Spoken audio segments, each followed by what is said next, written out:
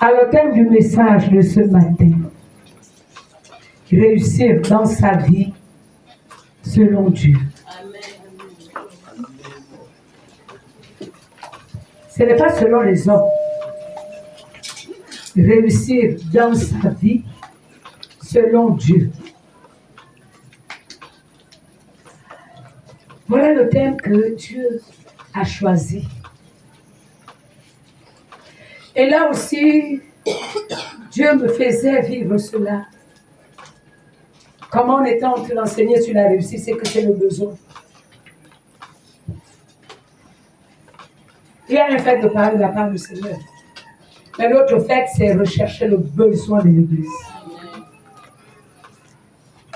Et beaucoup de gens se retrouvent dans le mur lamentation. On pense même qu'on a échoué. Non. Dieu va changer ta manière de voir ce matin. Amen. Réussir dans sa vie. En d'autres termes, qu'est-ce que Dieu lui appelle de la réussite dans la vie de quelqu'un? C'est de ça qu'on va parler. Et on va se rendre compte que ce que Dieu lui pense est différent de ce que nous pensons. Pour nous, quand on dit « Ah, l'homme là a réussi vraiment », la femme là a réussi dans sa vie. Hein? On va regarder la grosse voiture. On va regarder la grande maison, le château. Mais Dieu ne voit pas les choses comme nous. Et d'ailleurs, pour nous les humains, quand on dit l'homme là est béni, on va regarder sa poche. Mais est-ce que c'est la même chose que Dieu? La réponse est non. Alors nous définissons d'abord le mot réussir, le verbe réussir. Quand on parle de réussir, ça signifie accomplir quelque chose avec succès. C'est ça la réussite. Accomplir quelque chose avec succès. C'est ça la réussite.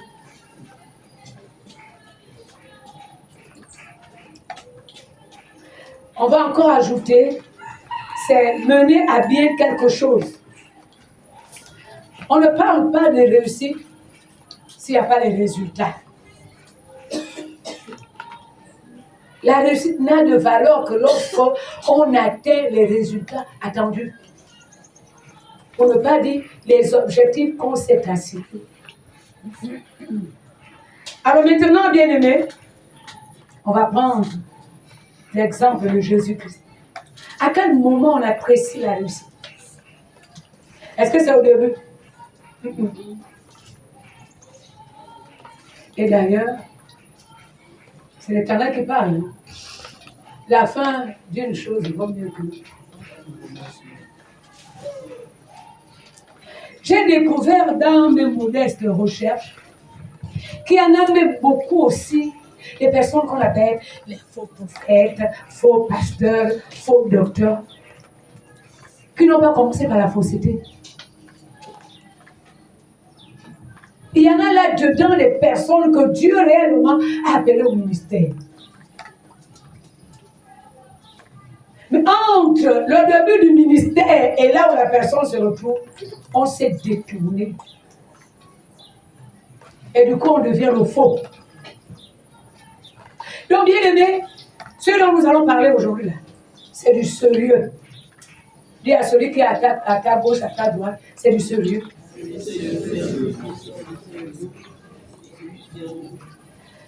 Réussir, c'est accomplir avec succès. C'est ça la réussite. Ah, vraiment, oh, il a réussi. Bon, hier, c'était la distribution des bulletins. N'est-ce pas? Quels sont les enfants qui ont réussi? C'est ceux qui sont passés en classe supérieure. Alors, ceux qui ont réussi, levez la main. Oh, que le Seigneur vous bénisse. Alléluia. Mais si vous regardez bien pour atteindre ce qui s'est passé hier, il y a un comportement adopté. Il y a une attitude à adopter. Il y a des efforts à fournir. Il y a la volonté à manifester. Et donc, J'ai envie de dire à quelqu'un, la réussite est à la portée de tout le monde. Mais tout le monde ne réussit pas. Et pourtant, Dieu a décidé que ça soit à la portée de tout le monde. On dit Amen, bien. Amen. Est-ce que tu peux acclamer le Seigneur? Dans le plan de Dieu, tout le monde devait réussir.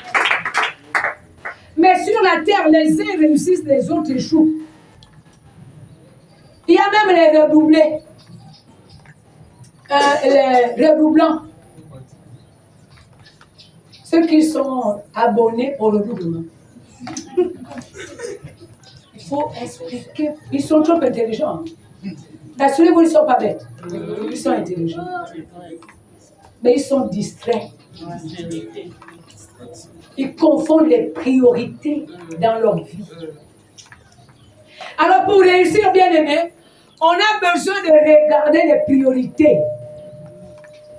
Pour réussir, on a besoin de regarder ce que Dieu a prévu pour toi. Parce que notre réussite, selon Dieu là, puisqu'on a mis le thème, c'est selon Dieu, ne se calcule que sur la base de ce que Dieu lui a prévu. Jean chapitre 17, verset 4.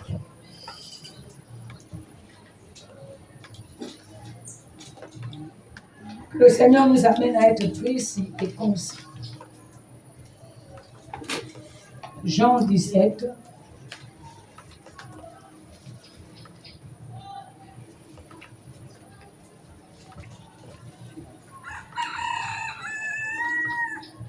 Le verset 4. On va lire la parole de Dieu. Je vais d'ailleurs lire à partir du verset 1 pour la bonne compréhension. Après avoir ainsi parlé, Jésus leva les yeux au ciel et dit, Père, l'heure est venue, glorifie ton Fils, afin que ton Fils te glorifie, selon que tu lui as donné pouvoir sur toute chair, afin qu'il accorde la vie éternelle à tous ceux que tu lui as donnés. La vie éternelle est accordée à ceux-là que Dieu a donnés. Or, la vie éternelle, c'est qu'ils te connaissent, toi, le seul vrai Dieu, et celui que tu as envoyé, Jésus-Christ. Maintenant, le verset 4 qui nous intéresse. Je t'ai glorifié sur la terre. J'ai achevé l'œuvre que tu m'as donnée à faire. Quelqu'un peut dire Amen. Amen. On va quand même ajouter jusqu'au verset 6, juste pour la bonne compréhension. Et maintenant, toi, Père, glorifie-moi auprès de toi-même de la gloire que j'avais auprès de toi avant que le monde ne fût. J'ai fait connaître ton nom aux hommes que tu m'as donné du milieu du monde. Ils étaient à toi et tu me les as donnés et ils ont gardé ta parole. Amen. Veuillez vous asseoir. Ça, c'est le Seigneur Jésus, il prie, il s'adresse au Père. Dans le verset 4 qui nous intéresse ici, là, voilà ce qu'il dit. Je t'ai glorifié sur la terre. Quelle était la mission de Jésus-Christ sur la terre? Primo, glorifier le Père. C'est pour cela qu'il pouvait nous dire avec conviction que j'étais glorifié. Et si vous regardez bien dans tous les propos de Jésus-Christ, tu entendais seulement, le Père m'a dit, le Père a parlé. Oh, je m'en vais vous préparer la place auprès du Père. Quelqu'un des apôtres a dit, mais montre-nous au moins le Père. Oh, comment ça, depuis qu'on est ensemble? Tu n'as jamais vu le Père est en moi. Jésus n'était pas descendu sur la terre pour se vanter. Il n'était pas descendu sur la terre pour se faire voir. Il est descendu pour glorifier le Père. Beaucoup de gens échouent parce qu'ils ne sont pas dans leur mission, la mission que Dieu leur a assignée sur la terre. Ça fait en sorte que tu fais le travail hors du plan de Dieu, hors de la vision de Dieu. Dieu ne se retrouve pas dans ce que tu fais.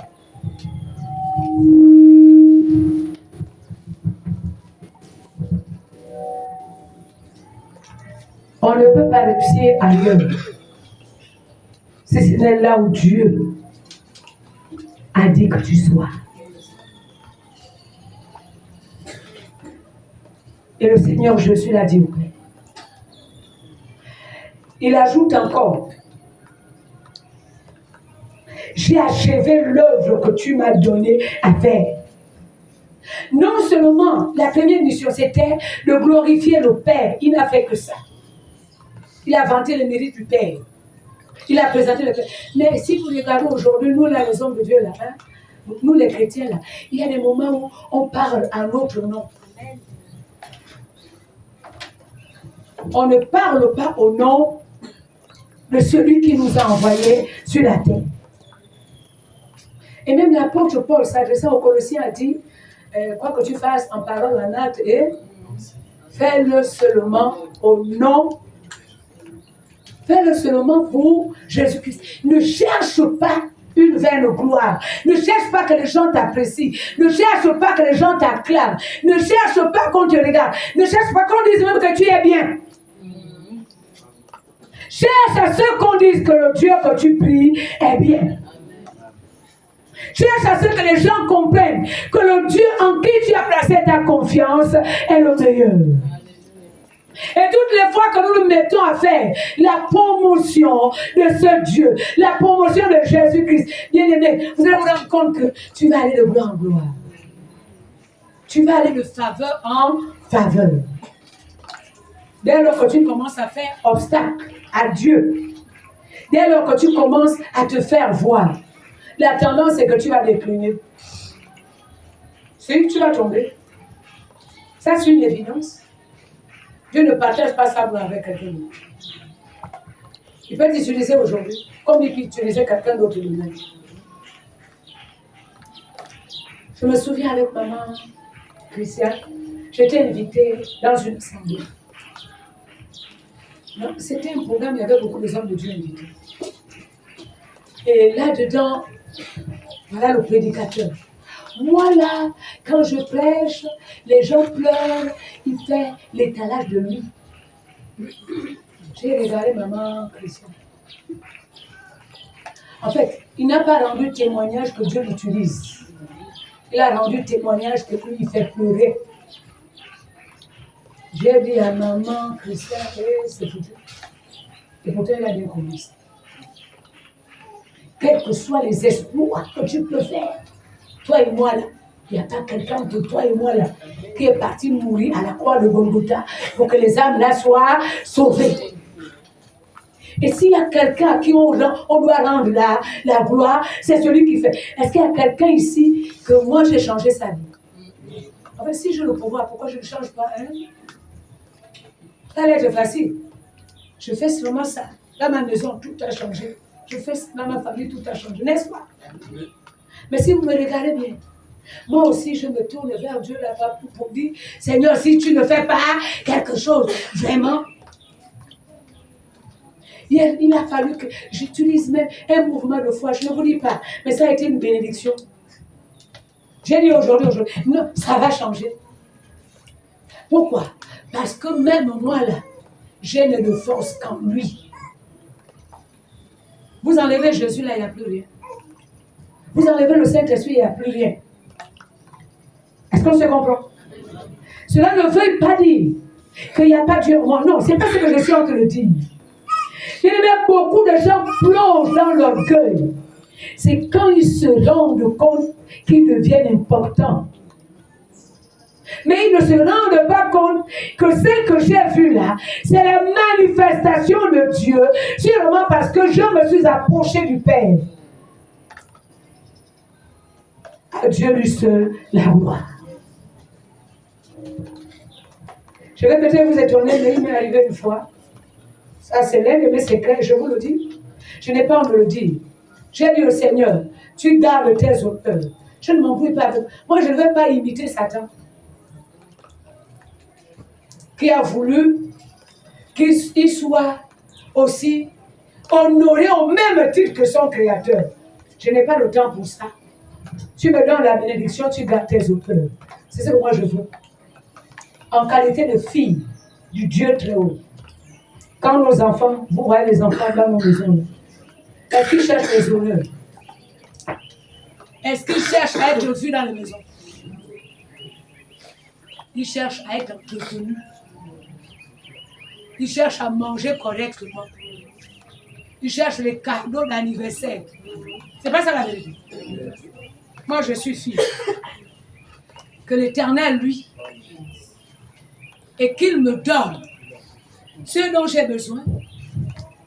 Mais là-dedans, il garde ses honneurs. Si on peut seulement acclamer, j'aurais souhaité que quelqu'un dise, oh le Dieu, comme on dit le Dieu de Jacob, le Dieu d'Abraham, le Dieu de Jacob. Le Dieu... Pourquoi?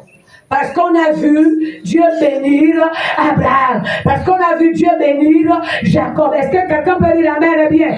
Parce qu'on a vu Dieu bénir Isaac. Et moi, je recherche quelqu'un qui peut au moins dire, le Dieu de maman Clotilde, tel que tu l'as béni, bénis-moi aussi. Amen. Je n'ai pas à rivaliser Dieu. On ne réussit que dans le territoire où Dieu a prévu que tu réussisses. Alléluia. Amen. On va entrer dans les détails. Qu'est-ce qu'on appelle la réussite? On a déjà dit. Réussir lui-même, le mot, c'est accomplir quelque chose avec succès. Mais la réussite, c'est l'action là. L'action d'atteindre le succès là. L'action de vivre le succès là. C'est ça la réussite. Et pour réussir, bien aimé, il nous faut répondre à l'appel de Dieu. Il nous faut répondre aux besoins de Dieu. Et Jésus-Christ a dit dans Jean que nous avons pris attache, notre verset sur lequel on s'est appuyé, il dit, j'ai achevé. L'œuvre que tu m'as demandé, là, ce que tu m'as demandé de faire là, je l'ai déjà fait. Si Jésus n'était pas descendu sur la terre avec l'accord du Père, il n'allait pas réussir. Beaucoup d'entre nous s'embrouillent. On connaît les échecs. C'est dans les milieux où Dieu ne nous attend pas. On dit Amen. Amen. Et on va donner des exemples. Permettez que je commence à présenter de manière globale. Il y a plusieurs types de réussite. On va commencer par la réussite spirituelle. C'est là qui m'intéresse. Parce que c'est ça la clé qui ouvre les autres réussites. On prospère comme prospère l'État. L'âme avec les murmures de lamentation. Ça, c'est quoi? Quand on te donne, Dieu te donne même les millions. J'ai même envie de dire que si Dieu te donne les millions aujourd'hui, si ton esprit n'est pas prêt à gérer les millions, ça va devenir comme une petite folie. Soit tu achètes tout ce qui n'est pas utile.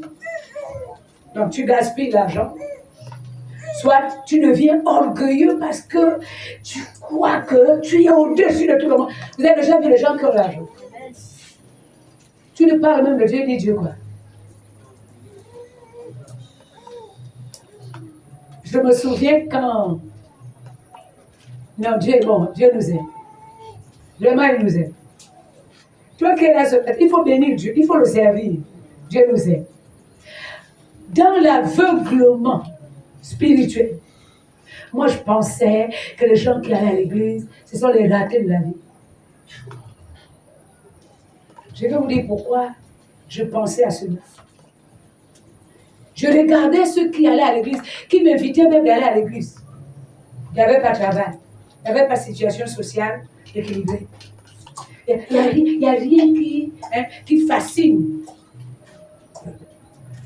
Et donc pour moi, c'était là où les gens allaient se cacher pour se camoufler de la pauvreté, apaiser leur conscience.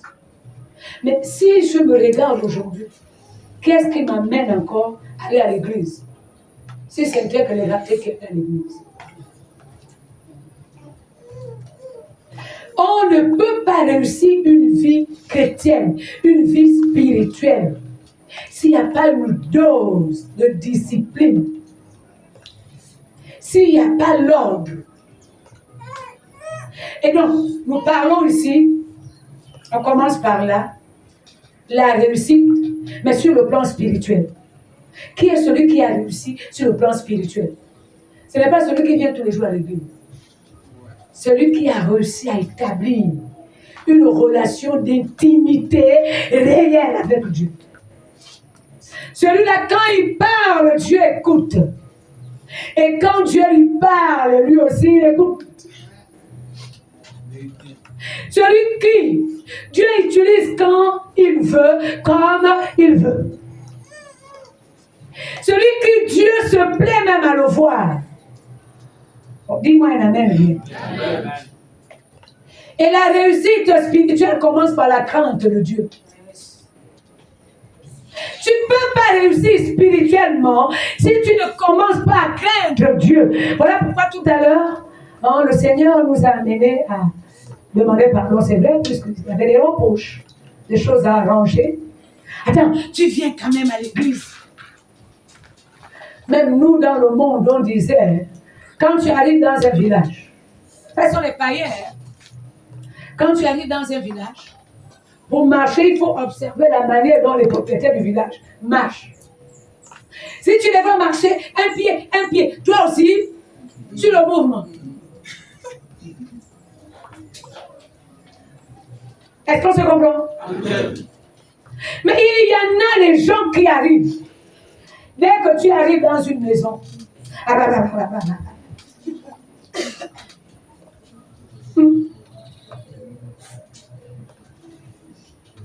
la crainte de Dieu. Proverbe chapitre 1, verset 7. On commence par là.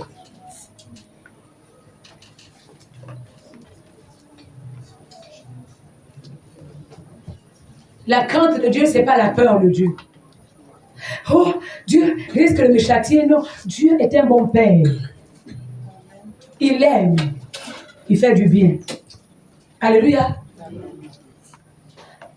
Ce qu'on appelle la crainte de Dieu, là, c'est seulement la manifestation de l'amour que nous avons vis-à-vis de Dieu. Quel est le comportement de celui qui craint Dieu? Je ne vais pas mentir. Dieu n'aime pas le mensonge. Dis-moi amen bien. Amen. Je ne vais pas voler. Parce que Dieu, lui, n'aime pas ça. Je ne vais pas garder rancune. Dieu n'aime pas les cœurs rancuniers. Je ne vais pas haïr, manifester la jalousie vis-à-vis de mon frère, vis-à-vis de ma soeur. Dieu n'aime pas. Plus tu le fais, plus tu t'éloignes du mal, plus tu t'approches de Dieu. Logique pure et simple. Et quand Dieu dit, la bouche qui parle beaucoup ne ment pas de péché. Je ne parle pas au risque de sortir de ma bouche les choses qui ne sont pas bonnes. C'est que Dieu n'accepte pas. C'est que Dieu n'autorise pas. Est-ce que quelqu'un peut comprendre ça? Je ne vais pas me livrer au péché. Parce que Dieu me dit, le corps là c'est pour lui. La bouche là c'est pour Dieu. Je ne vais pas sortir de ma bouche les paroles vaines. Quand je me mets à parler, il faut que ça soit quelque chose qui édifie. Je suis dans la crainte de Dieu. Alors si moi je réponds comme ça aux frères, bon, est-ce que ce serait bien? Maintenant, si le frère me répond de cette manière, si la soeur me répond de cette manière, est-ce que ça va m'arranger? Si dans le test, tu comprends que ça va t'énerver, ne le fais pas à l'autre. Est-ce qu'on en sent? Quelqu'un peut nous lire le texte? Proverbe chapitre 1, verset 7. Il est écrit, la crainte de l'Éternel est le commencement de la science. Amen. Les insensés méprisent la sagesse et l'instruction. C'est le commencement de la science. La quête de science, la connaissance de Dieu. Pendant le temps que je fuis le mal, je ne le fuis pas à cause du fait, je le fuis à cause de Dieu. Je m'éloigne du mal, je m'approche de Dieu.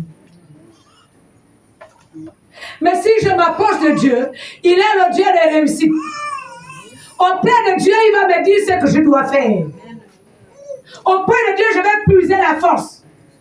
auprès de Dieu, je vais apprendre à faire ce qui est bien.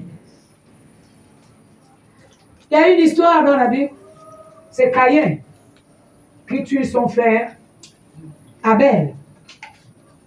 Et puis quand on lit l'histoire là,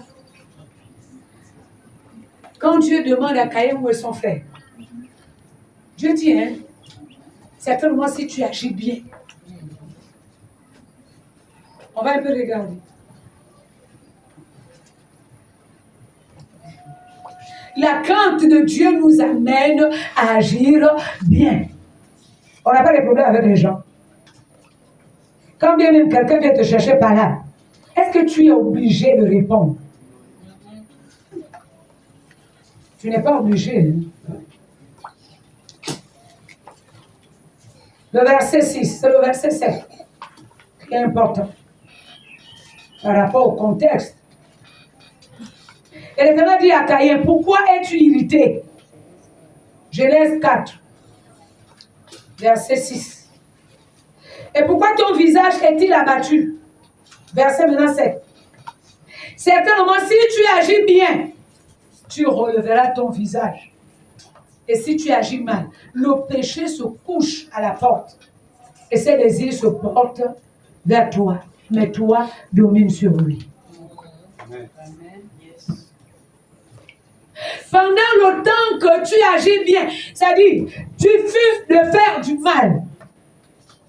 Je ne vais pas faire ça. Dieu n'aime pas. Seulement la phrase là t'épargne de beaucoup de choses. Est-ce qu'on peut dire amen bien? Dieu n'aime pas ça. Donc, c'est que Dieu n'aime pas là. Moi aussi, je ne le fais pas. Et ta vie est tranquille. Dans tout ce que tu fais, tu vas réussir. Dieu va t'amener, Dieu va te conduire. Et tu vas aller jusqu'au bout. Et donc, la crainte de Dieu nous amène à se connecter à Dieu. C'est le terme que nous utilisons en ce moment, le terme en vogue. Ah, la connexion, la décolle. Oh, je n'étais pas connecté. Donc, quand on n'est pas connecté, on ne peut pas recevoir les messages. Mais lorsqu'on est connecté, on peut entrer en contact avec le frère, on peut entrer en contact avec la sœur. Et quand on est connecté à Dieu, on peut recevoir de Dieu ce qu'il veut. On peut faire ce que Dieu veut. Et on réussit nécessairement.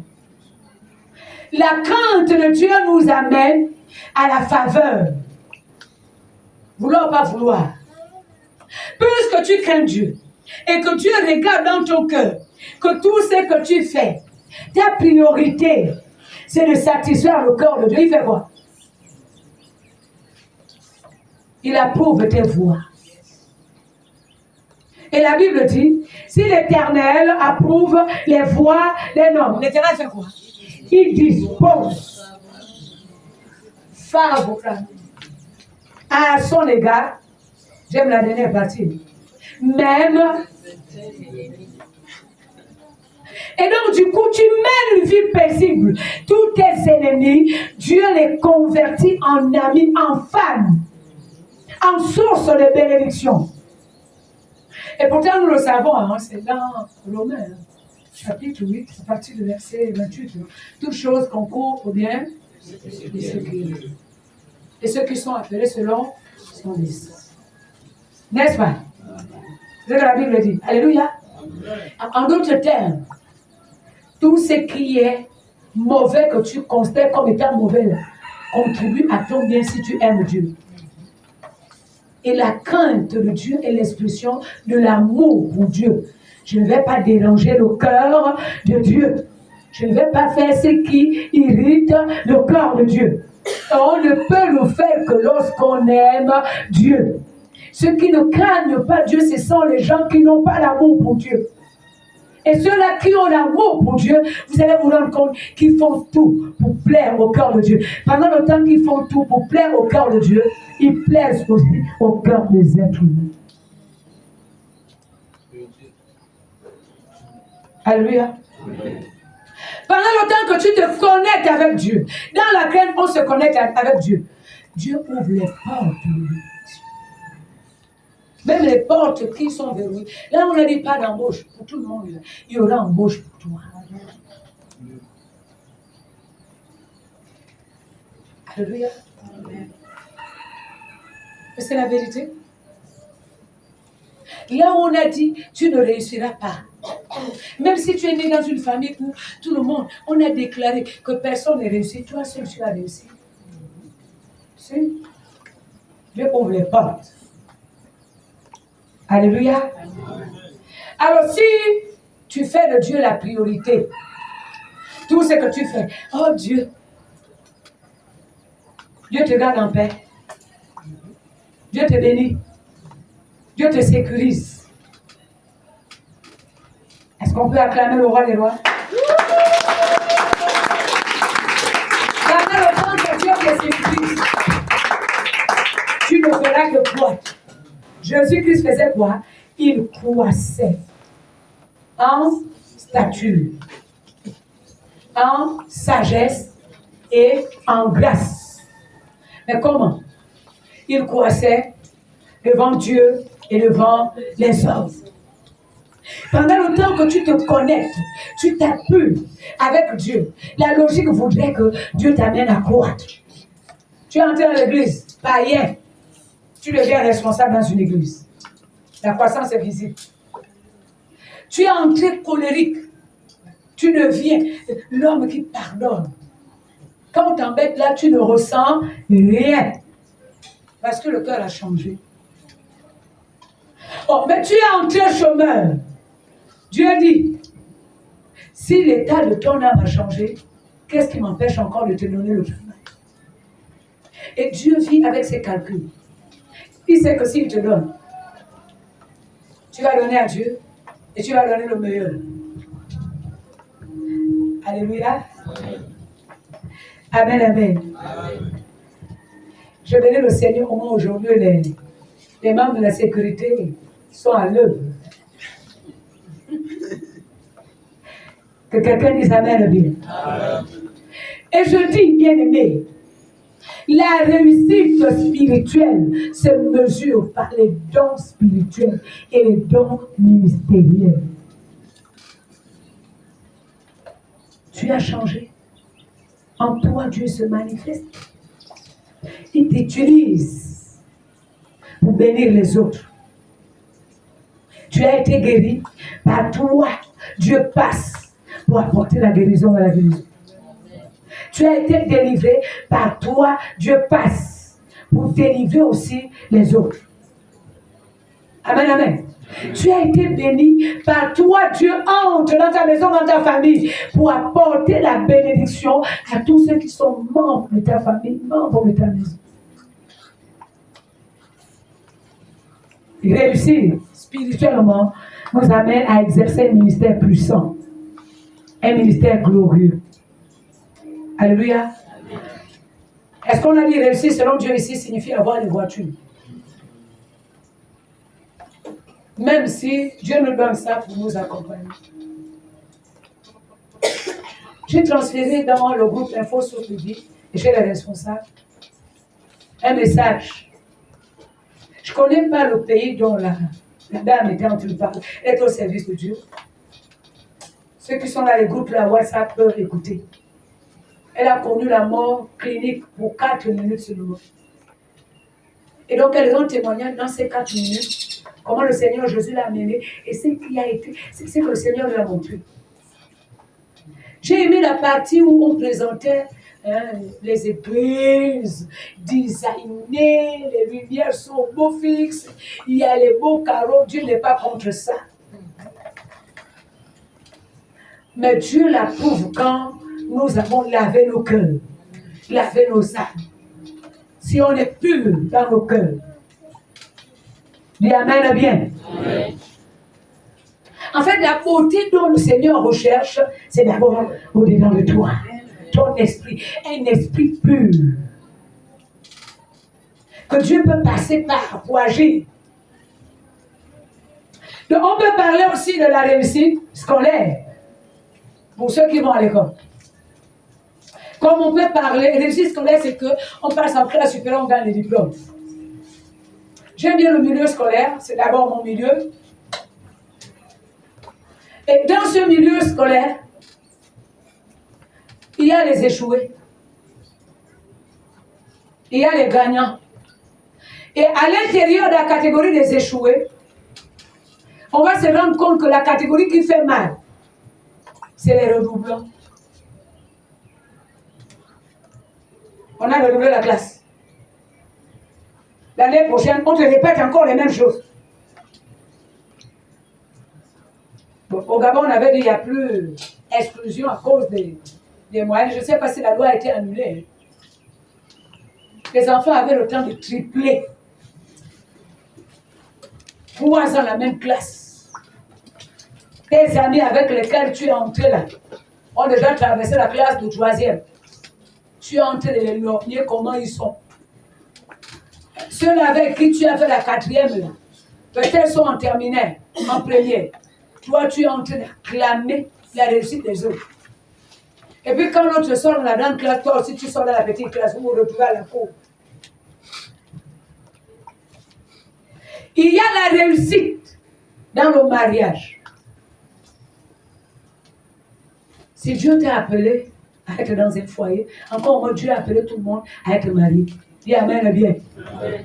En dehors des cas particuliers à qui Dieu a mis le don du célibat. Mais ce n'est pas ton cas. Il est un fait de se marier. Mais le deuxième fait, c'est de réussir. Quel est l'objectif d'un mariage? Genèse chapitre 1, verset 18 dit, puis Dieu dit, faisons l'homme.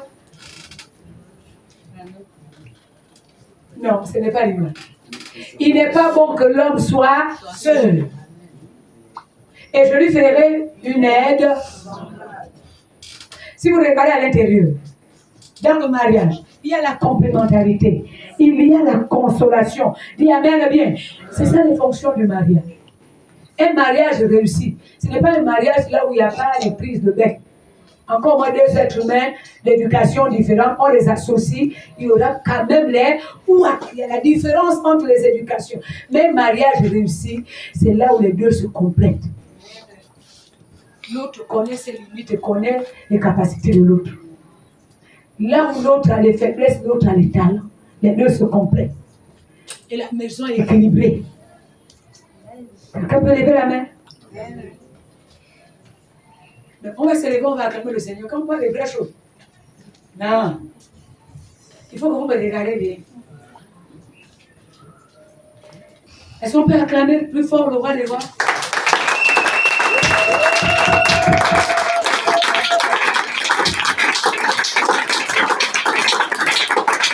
Un foyer réussi, un mariage réussi, ce n'est pas seulement une affaire de longévité.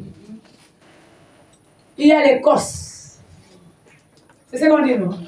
Un secrétaire au campus, là. Mon cos. Il y a les couples qui sont les cosses. Les colocataires. C'est-à-dire qu'ils vivent dans la même maison. Chacun fait son petit métier. Ce que les gens voient de dehors, là, c'est la facette. C'est seulement pour meubler. Ça, là, le modèle, là, je l'ai constaté, c'est très fréquent dans les milieux des grands quelqu'un.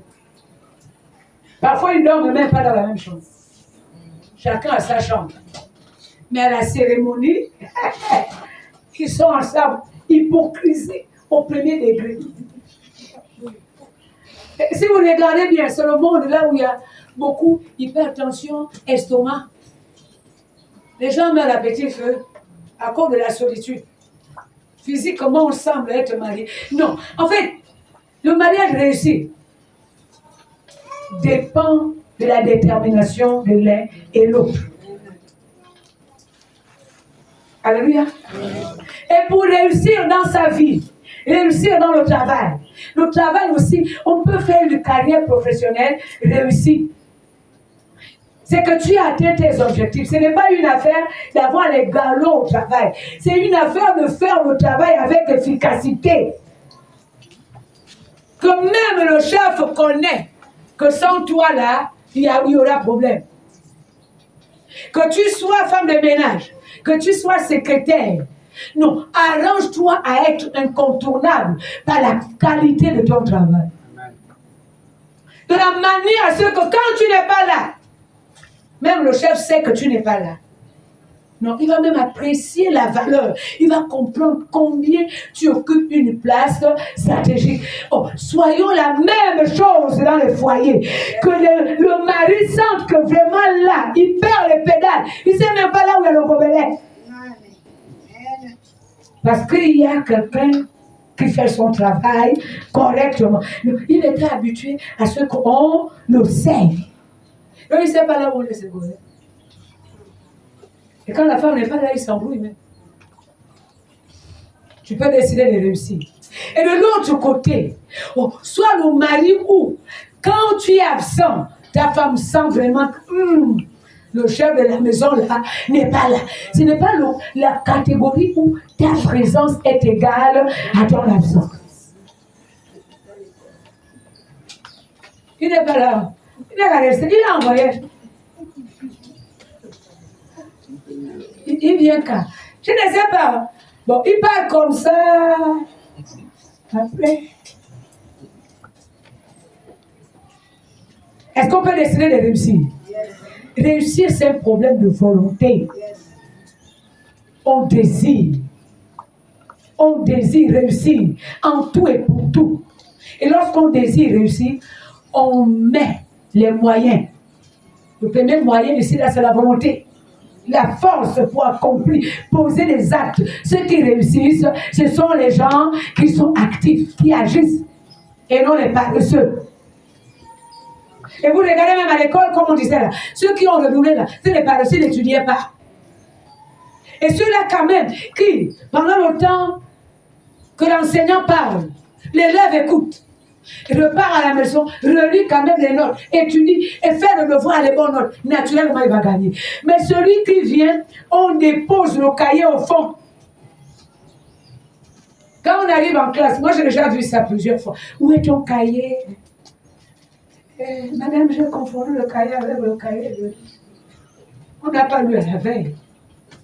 Comment ne pas confondre? Le geste ici, là, c'est que le matin, on s'est levé en cascade. On plonge seulement la main, on ramasse. On n'a même pas regardé. Un élève normal, c'est celui qui a d'abord lu les notes. Et j'ai envie de dire qu'à l'église aussi, c'est la même chose. Celui qui réussit à l'église, qui réussit dans sa vie chrétienne, c'est celui qui met la parole de Dieu en pratique. C'est celui qui lit la Bible. Mais celui qui... Bon, supposons que ça, c'est la Bible. Quand on parle à l'église, Alléluia, Amen. Quand on revient de l'église, là, dis-moi, ma Bible est où?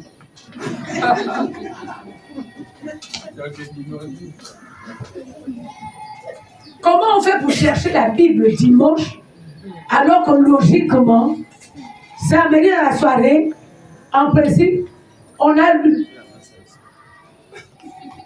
Et puis la catégorie là, quand l'épreuve arrive, il ne sait même pas ce que Dieu a dit au sujet d'eux. Et dans l'épreuve, il chancelle, il tombe. C'est la catégorie que vous entendez. Non, c'est tellement difficile, je ne peux rien, je ne pouvais pas supporter.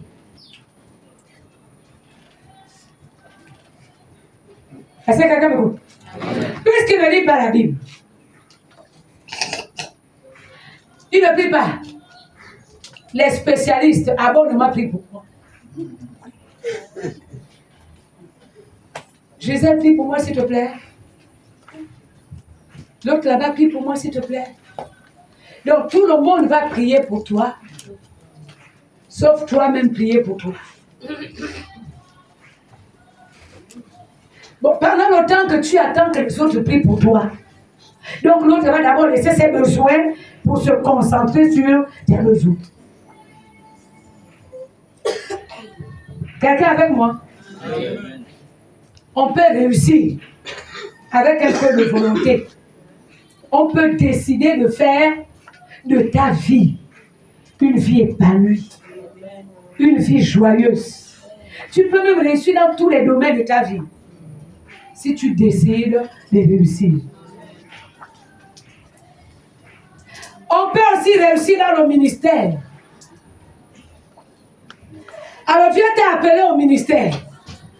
Si c'est le ministère pastoral, le pasteur, sa force c'est quoi? Il doit chercher la face de Dieu. Il doit prier. Il doit méditer. Il doit faire les recherches. C'est dans la prière que Dieu lui parle au sujet. Pour communiquer un message, il faut que toi, tu aies d'abord pris le temps de la prière. Alléluia. Et pendant le temps que tu as prié, Dieu va te dire, voilà le besoin de mes fils. Voilà le besoin de mes filles.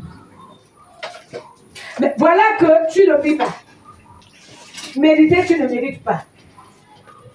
Comment tu fais pour réussir? Et on va prendre des exemples simples. Ça, c'est pour le pasteur. Il ne peut pas réussir s'il ne connaît pas la parole, s'il ne se cultive pas.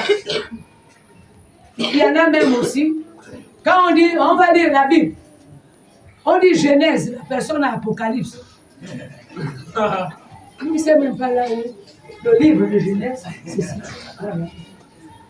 Il n'a pas l'habitude. Est-ce que quelqu'un est d'accord?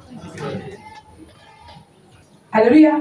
Alors on a dit que tu es intercesseur. Comment un intercesseur peut réussir s'il n'a pas le dépôt de la parole? Il ne peut pas.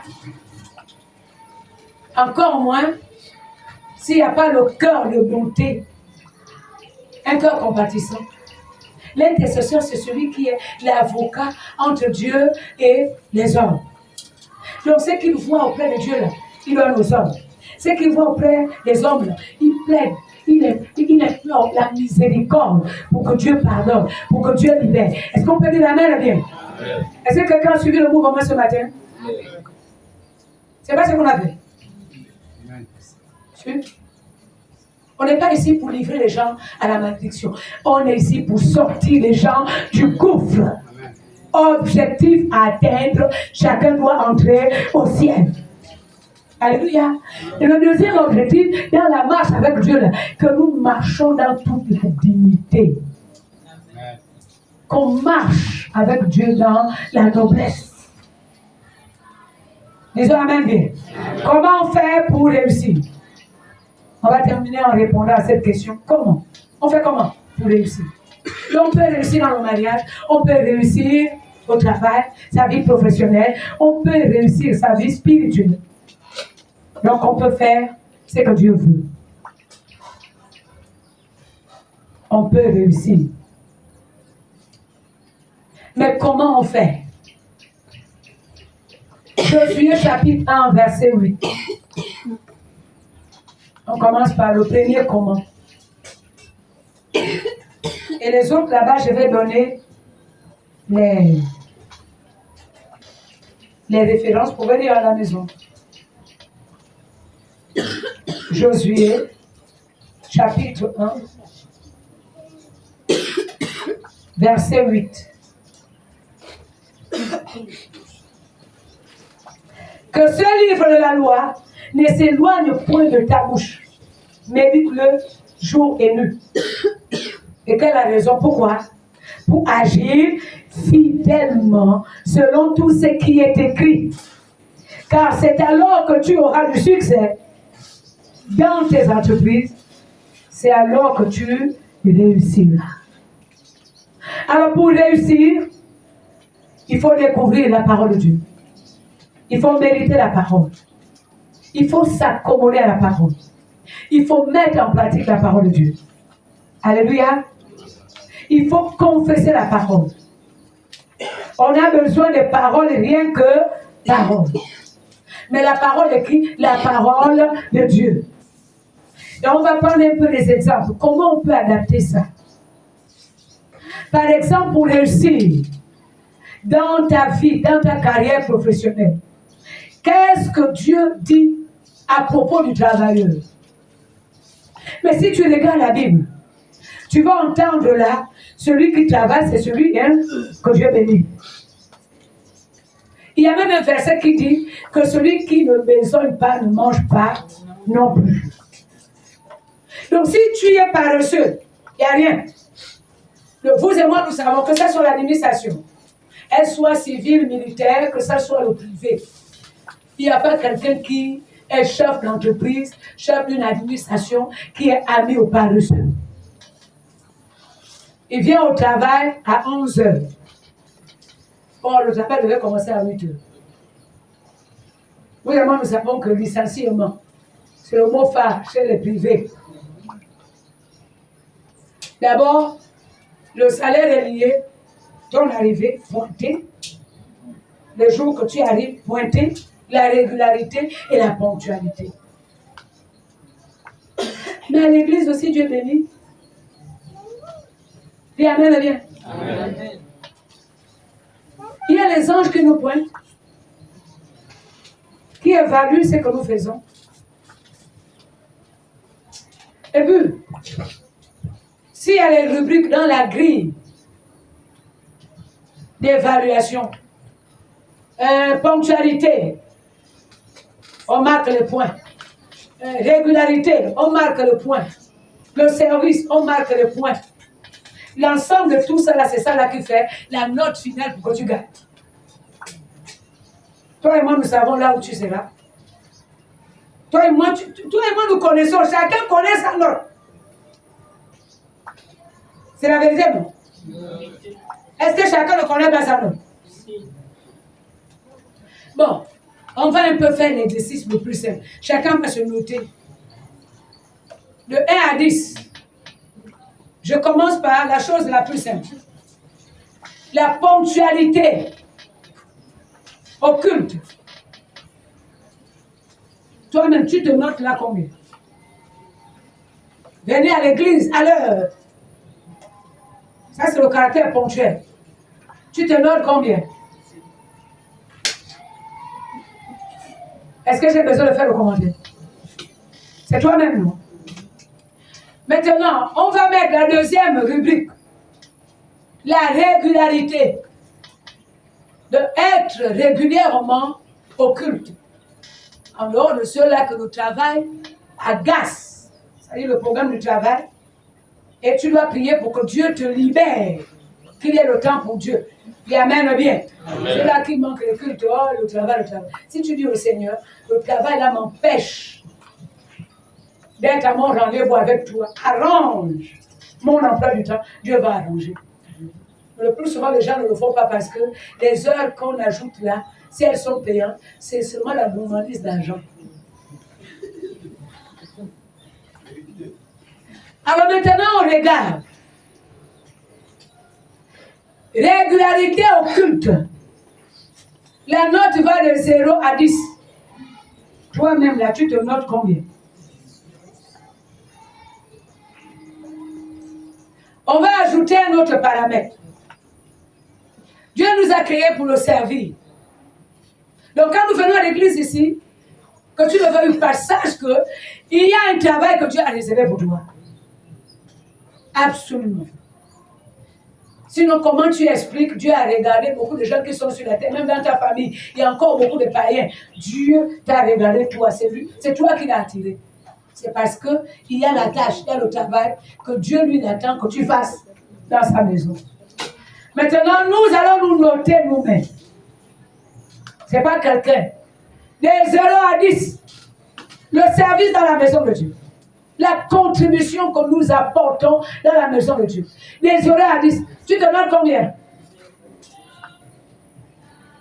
Bon, si on a mis régularité 0, ponctualité 0, service 0.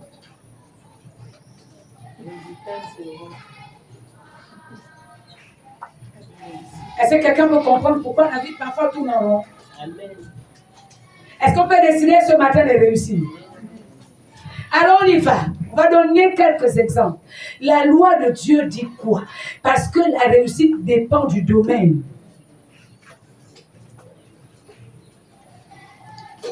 Dans le domaine du foyer, pour réussir un foyer, il y a les lois qui concernent le foyer.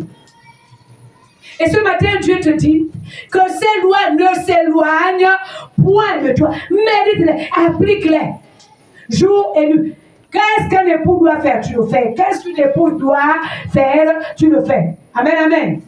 Dans ce que tu fais, Dieu qui est content que tu le fais, et merci Saint-Esprit, tu ne le fais pas seulement pour plaire au cœur du mari, tu le fais parce que Dieu a dit que tu dois le faire. Et donc si le mari est mauvais, ce n'est pas parce qu'il est bon ou il est mauvais, c'est parce que Dieu... Est-ce que quelqu'un peut comprendre ça comme ça? Je ne veux pas te choquer, mais c'est ça la vérité. Pendant le temps que tu fais, parce que c'est Dieu qui t'a demandé de faire. Ce n'est pas parce que la femme est bonne ou la merveilleuse épouse, mais parce que Dieu t'a confié une tâche.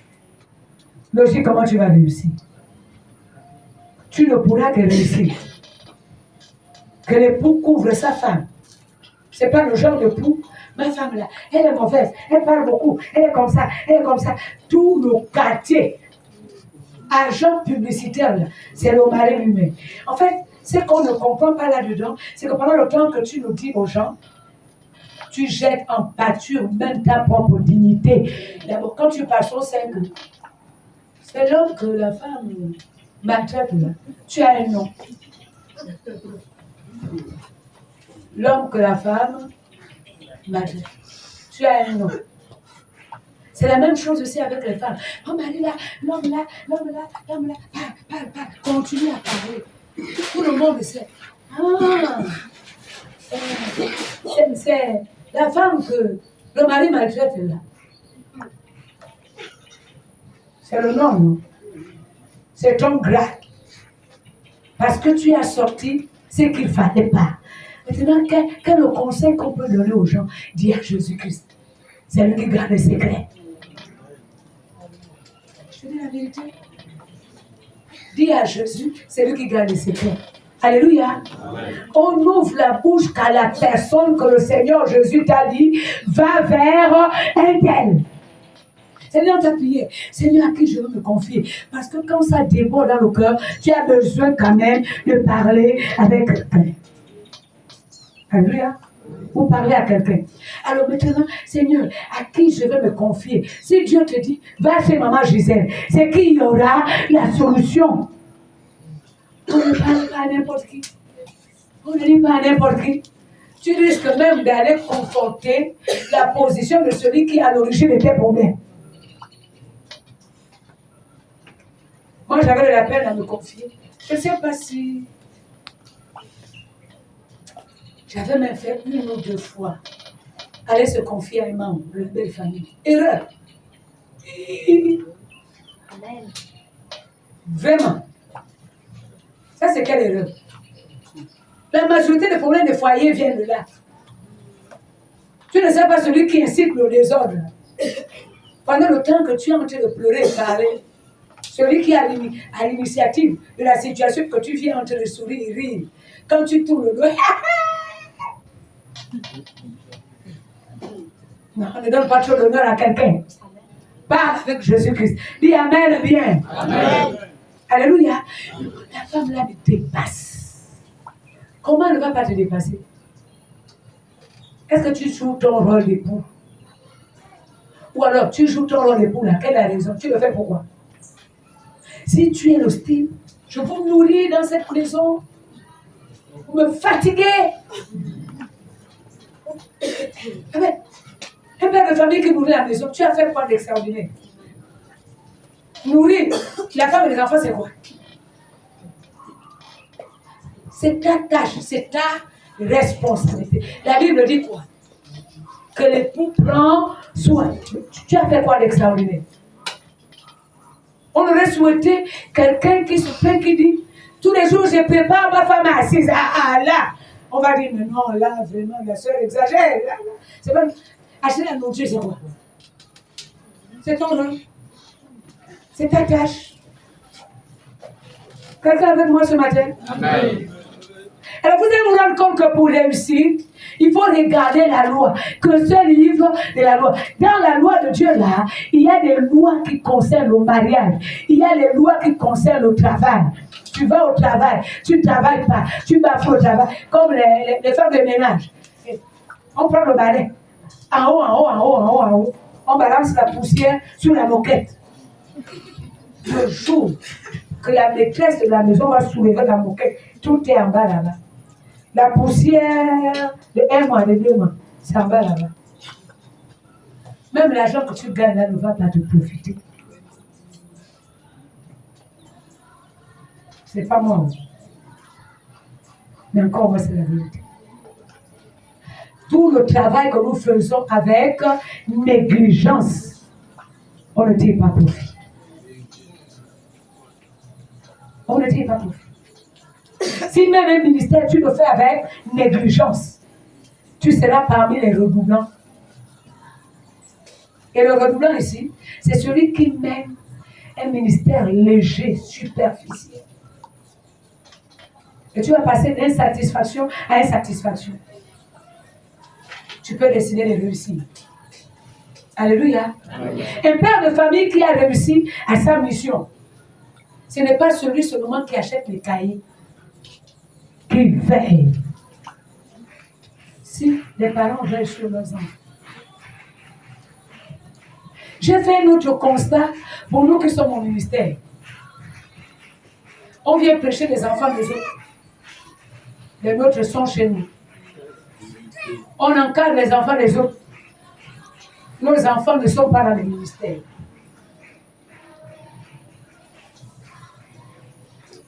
Mais la réussite dans l'éducation, les enfants doivent commencer par l'éducation spirituelle. Que l'enfant sache la différence entre le bien et le mal. Alléluia. Tu le prépares pour être un homme bon dans la société, une femme bonne dans la société. Est-ce qu'on peut décider ce matin de réussir? Amen. Donc, on met en pratique la parole de Dieu. Deuxième chose, comment on réussit? On travaille. On doit travailler. On travaille comment? Avec une main joyeuse. Proverbe chapitre 31, verset 31, parle de cette femme vertueuse. On va prendre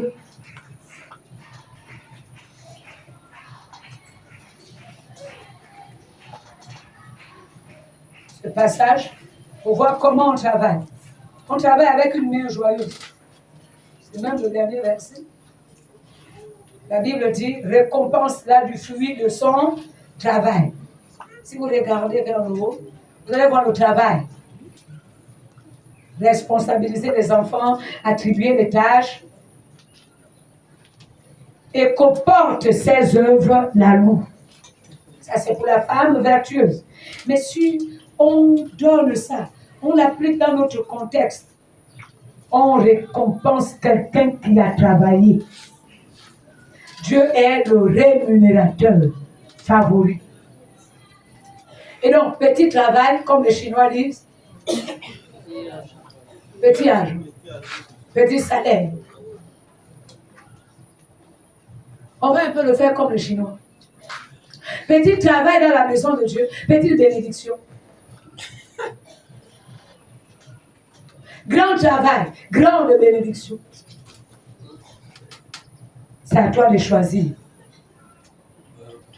De l'autre côté, on va regarder Proverbe chapitre 14.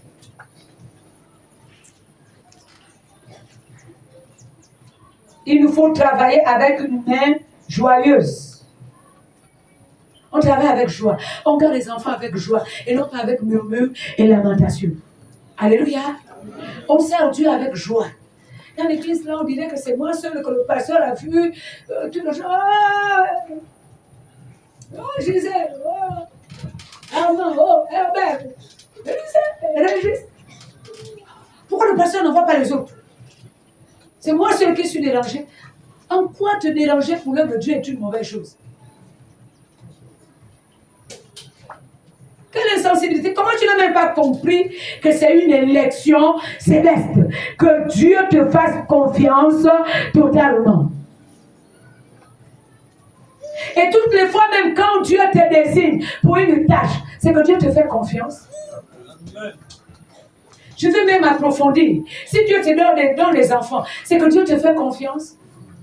Si Dieu t'a donné une femme, c'est que Dieu t'a fait confiance. Si Dieu t'a donné un mari, c'est que Dieu t'a fait confiance. Dis-moi amen, bien. Comment tu fais pour fouler au pied la confiance que Dieu t'accorde? Si Dieu t'a donné un ministère, c'est parce que Dieu te fait confiance. Comment tu fais faire, sœur, pour fouler au pied la confiance de Dieu? Par la nonchalance, la négligence, la méchanceté, les murmures, les lamentations. Donc on peut changer. Proverbe chapitre 14, quelqu'un peut lire, verset 28. Qu'est-ce que le travail produit? Tu ne peux pas réussir si tu ne travailles pas. Réussir spirituellement, on travaille spirituellement. On médite, on lit, on prie, on jeûne, on fait les retraites. Verset 23. Il est écrit, tout travail procure l'abondance, mais les paroles en l'air ne mènent qu'à la disette. Ne mènent que à la disette. Est-ce que quelqu'un a écouté?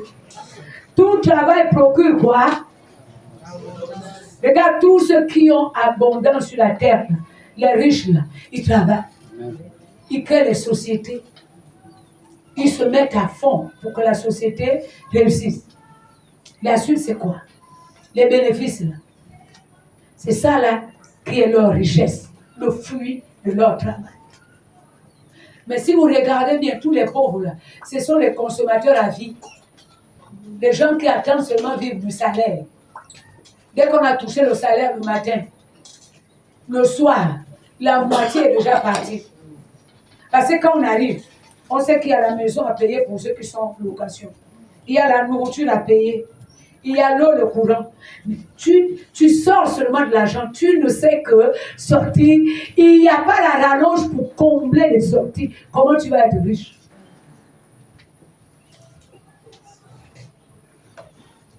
Les gens pensent que la prospérité, c'est avoir le salaire. Même les chômeurs, quand ils prient pour le travail, ils pensent que quand ils vont avoir le travail, ils vont être riches pauvres.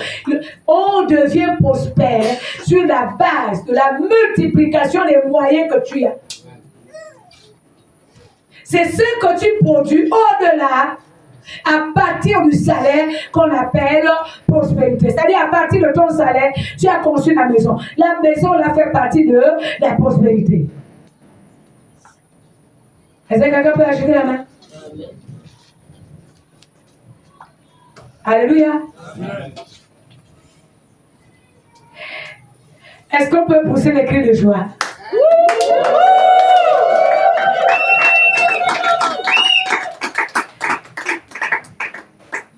Est-ce qu'on peut se mettre debout?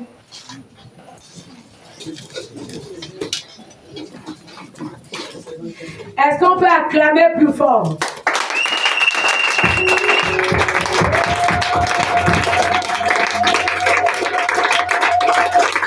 Réalisation. Proverbe chapitre 12, verset 24. Quelqu'un peut lire. Une autre personne prend Proverbe chapitre 10, verset 4. La première personne, Proverbe chapitre 12, verset 24. C'est celui qui a la page lise. La deuxième personne, Proverbe chapitre 10, verset 4. Proverbe 12, verset 24, il est écrit, la main des diligents dominera, mais la main lâche sera tributaire. Pour ne pas dire que la main de celui qui ne fait rien.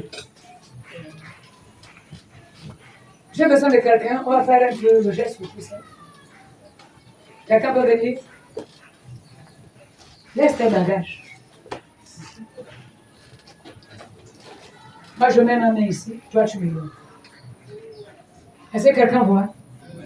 La main qui donne est toujours supérieure à celle qui reçoit.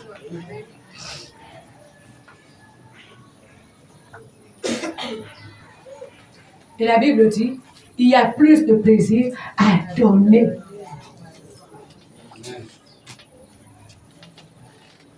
La main de celui qui travaille là, elle sera toujours forte. Parce qu'il aura toujours quelque chose dans sa main. Alléluia. Et donc tu ne peux pas réussir si tu ne travailles pas. Lève-toi. Commence commence à prier même pour ta propre vie. Seigneur, je veux ça. Ça ne te coûte pas de dire, Seigneur, je veux ça. Et seulement, oh, l'église n'a pas d'amour.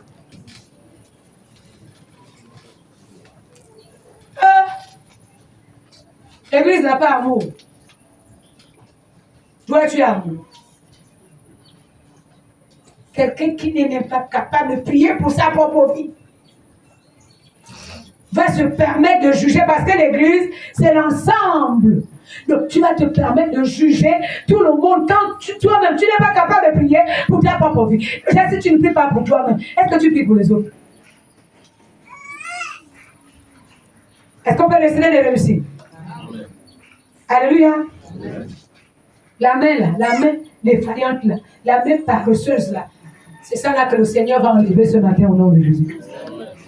On ne peut pas réussir dans la paresse. Proverbe maintenant 10:4.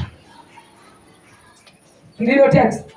Il est écrit, celui qui agit d'une main lâche s'appauvrit, mais la main des diligents enrichit.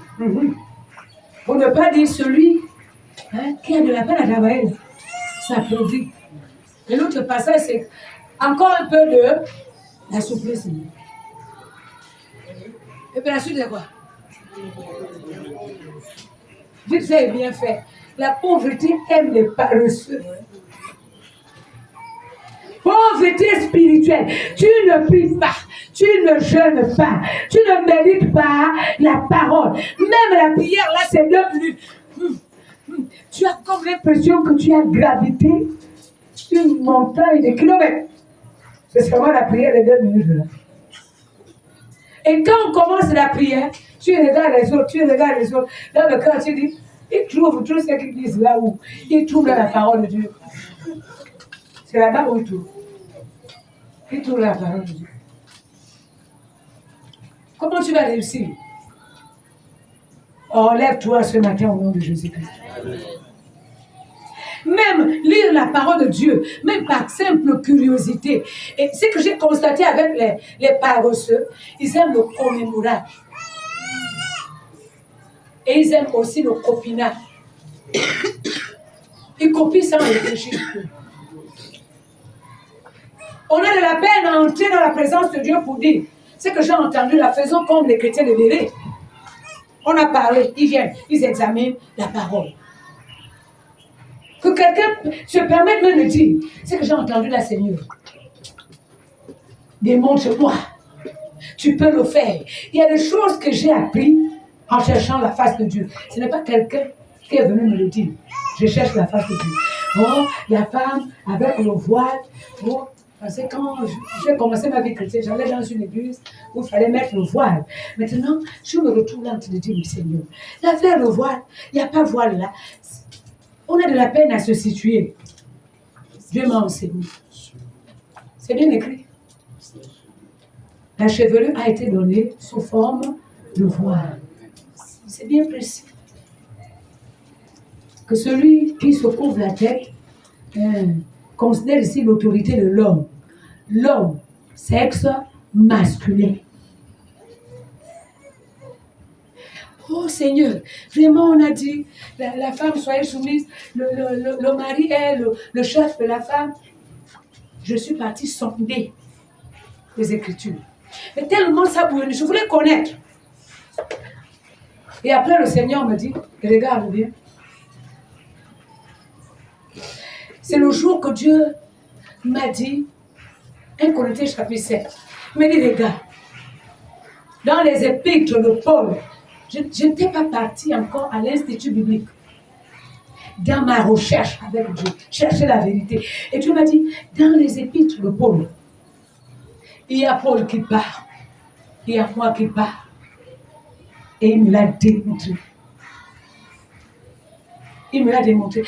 Parce que moi-même, je suis partie chercher. Que là, il y a Paul qui donne son avis en qualité d'homme de Dieu. Il y a moi qui parle et Paul fait bien la différence dans les épîtres. Attendez, je vais vous le démontrer.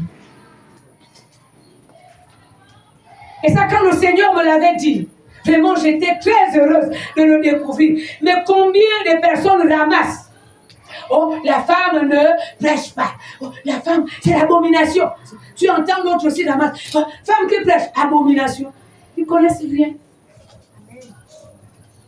La paresse les empêche même d'aller auprès du Seigneur pour dire ce que j'ai entendu là, est-ce que c'est vrai? Permettez que je lise. On ne peut réussir que quand on est avec Dieu. On travaille, on cherche la face de Dieu. On est dans le jeûne, on est dans la prière. 1 Corinthiens chapitre 7. Je vais lire à partir du verset 6 qui dit « Je dis cela par condescendance. Je n'en fais pas un autre. Je voudrais que tous les hommes fussent comme moi. Mais chacun tient de Dieu un don particulier. Lui, il avait le don de célibat, il était seul. L'un d'une manière, l'autre d'une autre. À ceux qui sont mariés et aux veuves, je dis qu'il leur est bon de rester comme moi. Hein? Il leur est bon de rester comme moi. Donc les veuves, hein, ils peuvent rester comme lui. Il était comme un célibataire seul. Mais s'il manque de continence, qu'il se marie, car il vaut mieux se marier que de brûler. Est-ce que chacun a vu? Est-ce que vous avez entendu là que c'est Paul qui parle? Je. Maintenant, le verset 10. À ceux qui sont mariés, j'ordonne, non pas moi, mais le Seigneur. Voilà le texte quand Dieu me l'avait enseigné. Et il y en a beaucoup dans les épîtres de Paul qui le présentent. Il y a Paul qui parle en qualité d'homme de Dieu. Il donne son avis sur la situation. Il y a Paul qui retrace ce que Dieu lui a demandé de dire. C'est le texte là que Dieu avait utilisé pour nous. Et cette fois-ci, Paul a dit, j'ordonne, non pas moi, mais c'est Dieu. Bien-aimés, levez-vous dans la prière. Il est temps que chacun discerne la parole de Dieu. Et même les histoires que vous ramassez, les messages que vous ramassez dans les Facebook, WhatsApp, discernez. Examinez. Il y a beaucoup de prédicateurs là-bas. Il y a les vrais, il y a les faux. Il y a les gens qui tordent la parole de Dieu. Mais il y a en même temps les gens que le Seigneur utilise. Alors maintenant, si tu n'es pas dans la prière, si tu ne médites pas, facilement on va t'entraîner dans les fausses doctrines. Permettez que je lise. Aussi 1 Corinthiens chapitre 14. Là où il y a les grands débats. La femme ne prêche pas, la femme ne fait pas. Et vous allez vous rendre compte que là-dedans, la femme a compris pour cacher la paresse. Elle a compris, je ne dois rien faire. C'est une abomination. Elle-même dit abomination. Alors, verset 34, si vous regardez le début, on est dans l'exercice. Le Saint-Esprit se manifeste. Il y a les dons spirituels qui se manifestent. Est-ce qu'on peut dire amen? Maintenant, verset 34. 1 Corinthiens chapitre 14. On peut réussir. Mais il nous faut chercher la face de Dieu. 34. Que les femmes se taisent dans les assemblées, car il ne leur est pas permis d'y parler. Est-ce qu'on parle ici de péché? Mais qu'elles soient soumises selon que le dit aussi la loi. À un frère, je disais, laquelle de loi? Tu as parlé de la loi, oui. C'est quelle loi? Tu entends les gens dire là, oh, c'est la loi. La loi, c'est laquelle? Parce que chez les Juifs, il y avait plusieurs lois. Oui, il y avait plusieurs lois.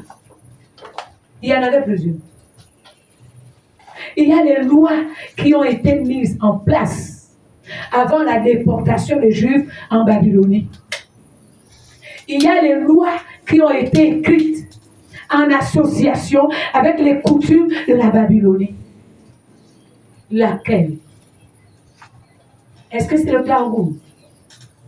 Il s'agit de quelle loi? Est-ce que c'est la Torah? Il s'agit de quelle loi? Et donc les gens se mettent à parler des choses qu'ils ne maîtrisent pas, les choses qu'ils ne comprennent pas. La bonne manière, bien aimé, c'est que tu te mettes au travail. Cherche la face de Dieu, c'est un travail. Sonde les Écritures, c'est un travail. Et dans ce passage, voilà comment l'Esprit de Dieu s'est mis à m'enseigner. Verset 37. Si elles veulent s'instruire sur quelque chose, qu'elles interrogent leur mari à la maison. Car il est malséant à une femme de parler dans l'église. C'est pas ce que Dieu a dit tout à l'heure. Qui a saisi la parole? Quand Dieu a parlé, les gens qui bavardaient. Voilà le problème que Dieu voulait régler dans cette église de Corinthe. Le bavardage. Et l'Esprit de Dieu m'a dit, prends le dictionnaire. C'est pour cela dans l'église source de vie, nous définissons les mots avant la prédication. Dieu m'a dit, prends le dictionnaire. Il m'a dit, regarde la définition de parler. Il m'a dit, regarde la définition de péché. J'avais honte de réaliser que même les grands prédicateurs ont confondu parler et péché. Voilà le verset 36. Est-ce que c'est de chez vous que la parole de Dieu est sortie? Ou est-ce à vous seul qu'elle est parvenue? Paul reproche ici les Corinthiens qui taxaient de femmes, des personnes qui faisaient le désordre. Il fallait les exclure. Est-ce que ce n'est pas le même Paul? Est-ce que le même verset là, c'est la même chose chez vous? Et vous voyez, quelqu'un tombe là, ramasse le message sans comprendre de quoi il s'agit. Non, à Corinthe, ville de la Grèce antique, à l'époque de l'Antiquité, la Grèce était le centre intellectuel du monde. Mais les femmes n'avaient pas le droit d'aller à l'école. Elles n'étaient pas instruites. Et c'est pour cela qu'on dit, vous m'avez dit, voilà ce que vous avez parlé. Maintenant, ce que vous dites là, est-ce que c'est seulement à vous que Dieu a parlé? On dit moi, il m'a même dit. Cherchez la face de Dieu. Mais mettons-nous à la recherche de Dieu. Ce que tu ne comprends pas, l'a dit au Seigneur, je ne comprends pas. Il va parler. C'est un Dieu qui parle. Tu ne peux pas réussir si tu n'as pas l'orientation de Dieu. Tu ne peux pas réussir, quel que soit le domaine, si tu n'as pas la pensée de Dieu par rapport à ce domaine. Que l'Éternel bénisse sa parole. Amen. Tu veux réussir dans ton travail, dans ton projet, demande à Dieu. Quel est le projet? Tu veux réussir dans le commerce, mais cherche les lois de Dieu par rapport au commerce. J'ai découvert que beaucoup échouent dans le commerce, c'est à cause de la balance fausse. Et je vais expliquer. Tu achètes le pain à 100 francs. Tu viens revendre à 150. Tu es un voleur. Ta balance est fausse. Même quand on parle du pourcentage du profit, ça doit être raisonnable. Tu veux te lancer dans le commerce, assieds-toi. Dis au Seigneur, je sens le besoin de créer une activité commerciale. Dans quel domaine tu m'attends? Ta réussite est liée à ce domaine. Après, non, je commence, moi je vais commencer le commerce des habits, et pourtant c'est le domaine que Dieu a dit, je réussis. Mais je vais vous dire pourquoi ça n'a pas marché. J'ai donné les habits en bon. Oh, c'est joli. L'autre prend les tenues tailleur habit de valeur. Je paye le tissu. J'avais un tailleur pour coudre. Dès qu'ils ont porté là, pour toujours. Les gens me doivent plein d'argent dehors. Seigneur, pourquoi? Dieu dit non, c'est pas ce que je te dis. Je n'ai pas dit de donner les habits en bon. La réussite est liée à l'obéissance à la parole de Dieu. La réussite est liée à l'appel de Dieu. Dieu t'a appelé à faire quoi? Et dans le ministère, tu entends là, moi je veux faire un ministère international. Quitte le Gabon, va à l'international. Tu vas devenir éboueur aux États-Unis. Ou en France, entre d'aller vider les poubelles. De la Bible, entre les vider les poubelles. Parce que quand Dieu lui l'appelle, avec le cas de Jérémie, Dieu a dit quoi? J'ai été établi sur les nations et les royaumes. N'est-ce pas? Voilà le champ d'action. Dieu t'a établi où? Cherche le domaine où Dieu t'a établi pour que tu réussisses. Il y en a les autres. Ah, moi, je suis évangéliste. Je vais aller évangéliser les banganos. Va. Tu vas devenir là-bas avec le boss. Il faut partir. Seigneur, tu m'appelles à l'évangélisation. Quelle est la population cible? Si maintenant le Seigneur te dit, je t'utilise partout, tu as le feu vert. Dis amen bien. Partout où tu vas aller, Dieu va t'utiliser. Sinon, Dieu peut te dire, je t'utilise pour aller évangéliser les élèves. Dieu t'utilise, tu vas aller évangéliser les prisonniers. Dieu connaît vers qui il t'envoie. Voilà qu'avec ma bien-aimée, elle me raconte un jour, je garde le nom par discrétion, c'est vraiment la sœur que Dieu m'a donnée.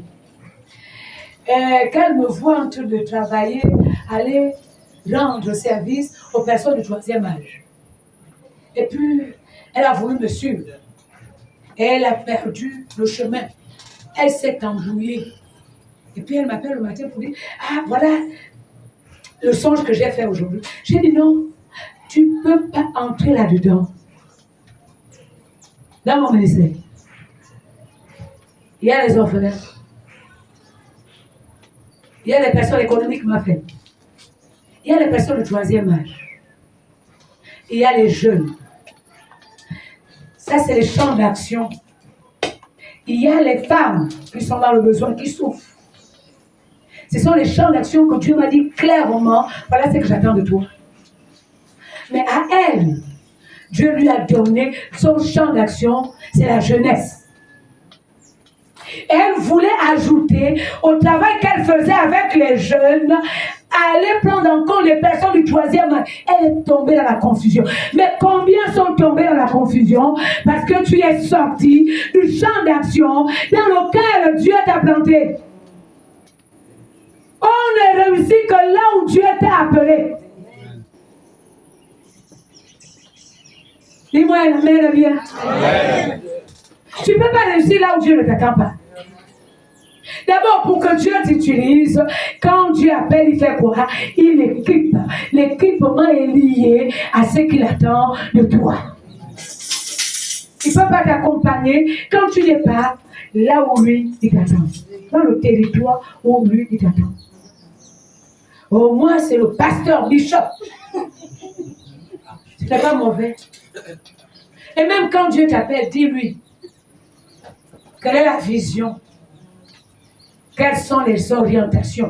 Vision marche toujours avec orientation. Ce qui explique pourquoi, parfois quand j'entends les gens se plaindre, Dieu en a parlé, on n'organise pas les temps de délivrance. Quelles sont les personnes que Dieu a déjà délivrées ici? Levez un peu la main. Ceux que Dieu a délivrés le plus, levez la main. Quand est-ce qu'on a organisé le temps de délivrance? Vous voyez, les gens échouent à cause du copinage. C'est qu'on a vu, c'est que l'autre fait qu'il réussit là. Il n'y a que lui pour réussir. Parce que c'est ce que Dieu lui a demandé de faire. Si Dieu ne t'a pas demandé de faire, il ne faut pas imiter. La vie chrétienne est une vie authentique. La vie chrétienne est une vie originale. Il n'y a pas de photocopie en noir et blanc. Il en va le même aussi pour le ministère. Alléluia. Est-ce que quelqu'un peut décider? Et il faut que mon foyer soit... Ton foyer ne sera jamais comme le foyer de l'autre. Ça ne peut être que comme ton foyer. C'est pour toi. Et l'autre a une belle femme, la femme soumise. Oui, si Dieu t'a donné timbré là, c'est qu'il y a une lacune en toi. Le timbre que tu vois là, donne le doigt pour expédier la lettre. Et donc, quand on met le timbre dans le comportement de quelqu'un qui est timbré, c'est pour te booster. Quand un homme est nonchalant, Dieu va lui donner dans la complémentarité une femme qui est plus dynamique pour le booster. Mais ce n'est pas mauvais.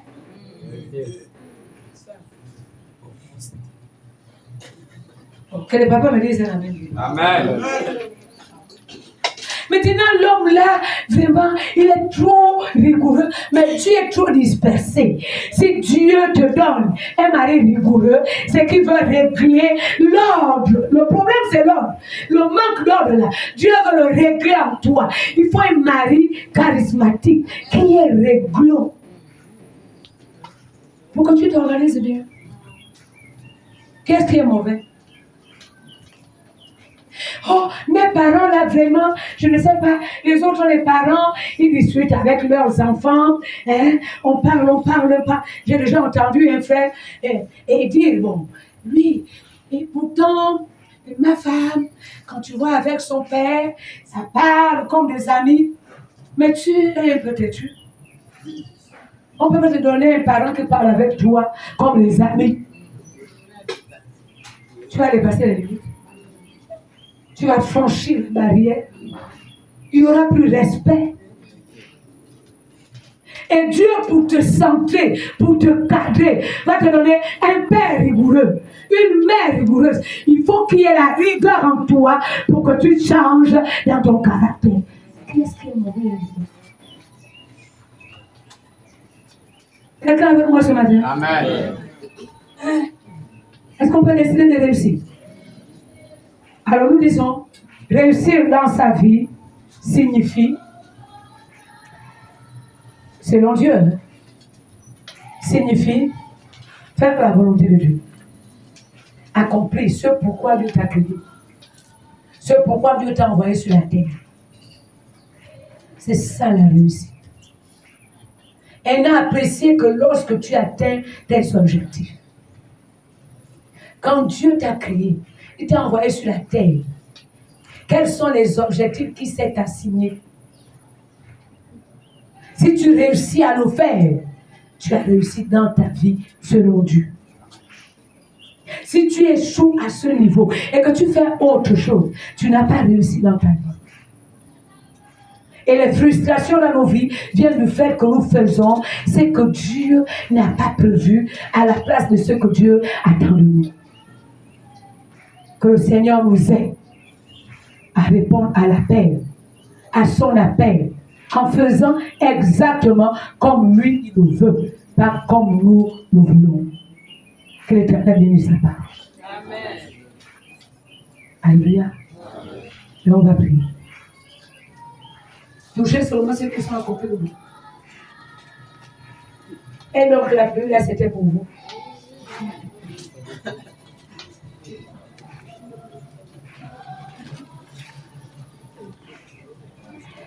Et nous allons prier. Chacun va décider de réussir ce matin. Dans quel domaine tu tournes en rond? La réussite dépend de Dieu. La pratique de la parole de Dieu. Ce que Dieu attend de toi. Dans tout ce qui a été dit, quelle est la chose qui t'a touché?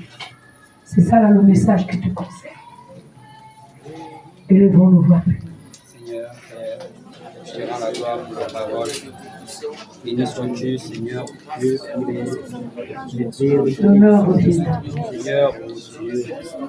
Et pour Père, Dieu, Seigneur, c'est toi qui as parlé de ça. Ça doit changer ce matin. Père, merci. Merci parce que Père éternel,